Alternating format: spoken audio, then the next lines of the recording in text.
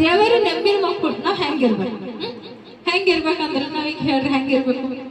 ಅಲ್ಲೆಲ್ಲ ಹೇಳ್ರಿ ಹೆಂಗಿರ್ಬೇಕು? ಆಜ್ಞೆಗಳು ದೇವ್ರೇನ್ ಹೇಳ್ಯಾರ? ಪ್ರತಿಯೊಂದು ವಿಷಯದ ಆಜ್ಞೆಗಳು ಹೇಳ್ಯಾರ.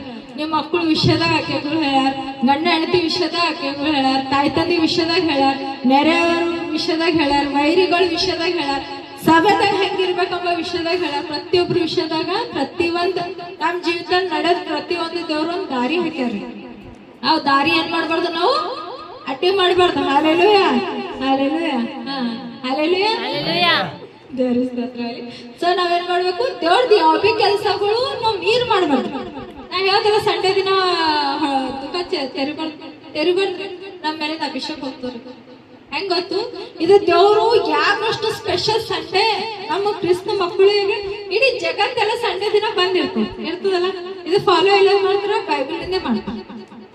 ಬೆಲೆ ಯಾರು ಇದು ಮಾಡ್ಯಾರ? ಈಗ ಪ್ರತಿಯೊಬ್ಬರಿಗೆ ಸಂಡೆ ಇದು ಕ್ಲೋಸ್.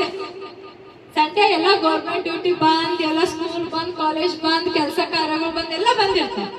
ಸೊ ನಮಗ ಅವ್ರಿಗೆ ಗೊತ್ತಿಲ್ದವ್ರಿಗೂ ಬಂದ್ ಮಾಡ್ತಾರ. ನಮಗರ ದೇವ್ರು ಡೈರೆಕ್ಟ್ ಮಾತಾಡ್ಯಾರ. ಬರ್ತಾರಲ್ಲ ವಾಕ್ಯದ, ಸಬ್ಬತ್ ದಿನವು ನನ್ ದಿವಸ ಅಂತ ಆಚರಣೆ ಮಾಡೋದ್ ಬರ್ತಾರ. ಅವತ್ತಿನ ದಿನ ನಾವು ಒಬ್ಬ ಕೆಲಸ ಮಾಡ್ಬೇಕು. ನಮ್ದು ಕರೋಡೋ ರೂಪಾಯಿ ಬಿ ನುಕ್ಸಾನ ಆಗ್ಲಿ, ಲಕ್ಷ ಗಂಟ್ಲೆ ಬಿ ನುಕ್ಸಾನ ಆಗ್ಲಿ, ಅವತ್ತಿನ ದಿನ ಏನ್ ಮಾಡ್ಬೇಕು? ದೇವ್ರಿಗೆ ಮಹಿಮೆ ಮಾಡಿದ್ರೆ ಆ 6 ದಿನದಾಗ ನಿಮ್ದು ಎಷ್ಟು ನುಕ್ಸಾನ ಆಗಿದ್ರೆ ಅದು ಡಬಲ್ ದೇವ್ರು ಕೊಡ್ತಾರೆ. ಸೊ ಅದಕ್ಕ ದೇವ್ರ ಕೆಲ್ಸ ನಾವ್ ಯಾವಾಗ ಬಿ ದೇವ್ರ ಆಜ್ಞೆಗಳು ಫಾಲೋ ಮಾಡ್ಬೇಕು.